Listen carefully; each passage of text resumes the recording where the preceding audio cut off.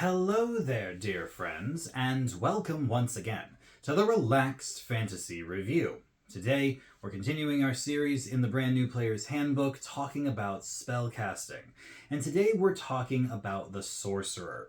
The Sorcerer has stood the test of time and is one of the most powerful spellcasters in D&D.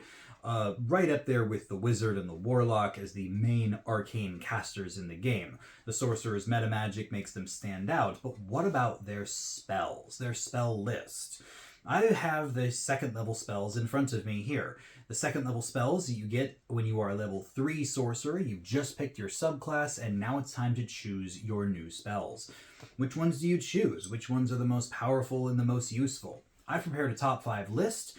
It's got 2 from the utility side, 2 from the combat side, and 1 honorable mention. Before we get into the details, though, I'd like to let you know, Relaxed Fantasy Review has memberships. For just $1 a month, you can support me here on YouTube and get a couple benefits. You get a little badge next to your name in the comments, letting folks know you're a supporter. You get early access to my videos a day before everyone else, and you get VIP access in my community Discord, where I've been sharing some of my homebrew ideas recently. If any of that sounds interesting to you, you can click the join button just down there next to the subscribe button. And if it doesn't interest you, that's fine as well. The Discord's free for everyone to join. There's a link in the channel description for that one. And honestly, just being here, watching the video, liking, maybe subscribing to the channel, these are all wonderful ways to support me. So thank you for watching my content here on YouTube. Starting off on the utility side of things, sorcerers are charisma casters. This means that they've got a fantastic chance of persuasion and deception when it comes to their skill checks. But when skills fail you, there's always suggestion.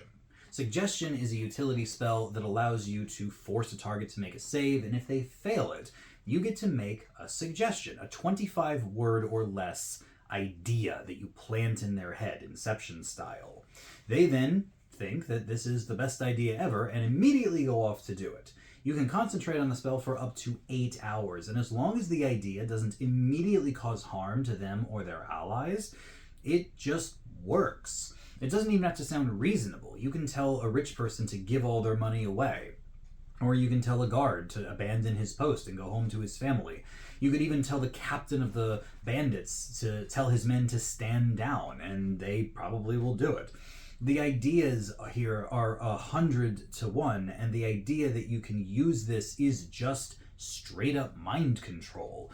It doesn't last forever. It lasts until the 8 hours is over, you lose your concentration, or until the suggestion is complete. So if you tell them to do something that they can accomplish quickly, then it's not going to last very long. But still, they don't know that you've charmed them and that you've mind controlled them after the fact. They just justify what you made them do as something that they decided to do. It's very, very powerful in social situations, and it can help you avoid a combat to boot. So I give it the number 2 spot for utility. Number 2, when we're talking about combat, though, has got to go to the crowd killer. I give it to the spell Shatter. Shatter is, I've heard it referred to as baby's first fireball. It's basically a little sonic boom that goes off in a 10-foot radius sphere, so it covers a 20-foot diameter area on the battlefield. That's pretty solid.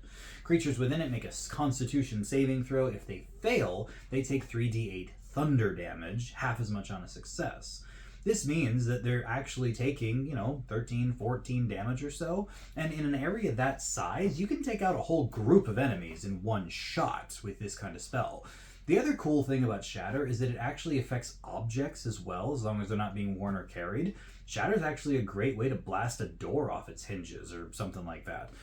In the spell Baldur's Gate 3, I used it to great effect, tunneling through a wall one time. It's great. I think it's a really, really fun AoE spell, and at this level of play, knocking out several small enemies with one big shatter is actually really solid. Mix this with meta magic like Empowered spell, and you're off to the races. So I give it number 2 for combat.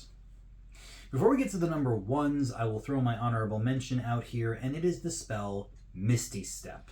It's hard for me to go into second level spells without discussing Misty Step, as it is one of the most handy spells out there, as long as you've got the spell slots to spare.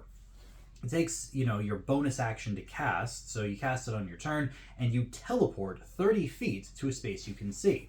This is handy for getting across obstacles like traps. This is handy for teleporting through cracks in the wall if you can't squeeze through, because as long as you can see, you can teleport. And it helps you get out of grapples. It helps you get extra speed. If you can't use your action to dash because you need to do something else, you can always bonus action teleport and get an extra 30 feet of movement. All in all, Misty Step is just one of those dime a dozen reasons to have this spell. There's so many of them. So I'm going to give it the honorable mention here. I don't think it's one of the strongest second level spells. There's definitely ones out there that are more powerful. We'll get to those in a second. But this one is so handy in 100 different situations that it's hard to go a video without mentioning it. But as far as my favorite spell for utility, it has to go to invisibility. It's one of my favorite spells in the whole game, invisibility, because of just what it helps you accomplish. Being invisible means that you can take the hide action in plain sight, basically, as long as a creature doesn't have the ability to see invisible creatures, such as true sight, blind sight, something like that, then you can just hide and just go. You can walk past people in plain sight, and they won't have a clue that you're there. This allows you to bypass fights, bypass traps if you can just walk around them carefully, bypass walls and doors, just climbing over them, or maybe having a lockpick and getting through them, because the invisibility doesn't end until you attack or cast another spell.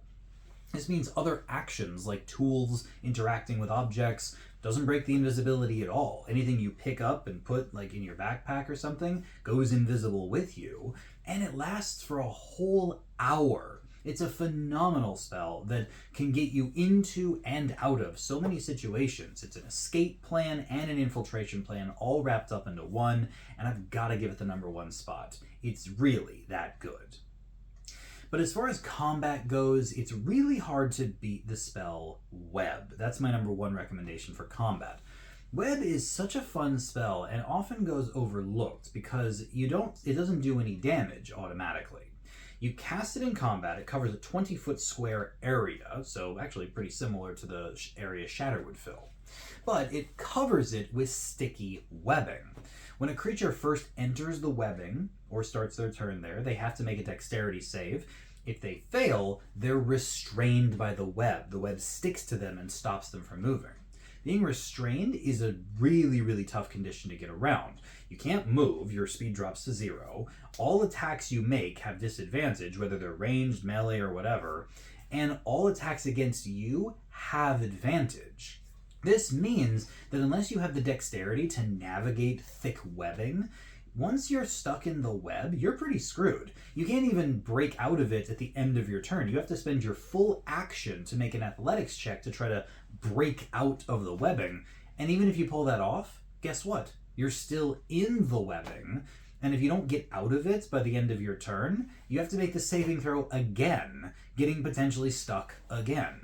This allows people with ranged spell attacks or ranged weapons to snipe in there, and if your fighter's got enough dexterity, or the rogue has enough dexterity not to get stuck themselves, they can go straight into the web, attacking with advantage basically as much as they like, because when creatures are restrained, attacks against them have advantage. This is just such a great crowd control and battlefield control spell that I had to give it the #1. It's one of those that I wish I saw more of in play. It's really, really fun. And honestly, as a DM, seeing people use creative play, such as Web, to battlefield control before they just start shooting and blasting is a joy. So I'm giving it the #1 for combat. And yeah, that's it. If you are a strategic thinker and you really like this kind of second level spells, Invisibility is a great pickup. Misty Step is awesome for strategic movement. Suggestion is mind control, and Web is battlefield control. And if you do just want to blow stuff up, Shatter works fantastic. These are my recommendations for second level. If you're a third level sorcerer and you don't know what spells you're going to take, those are my recommendations. I hope that helps.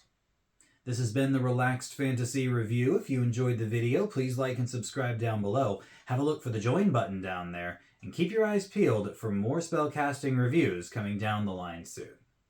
Have a good one, my friends.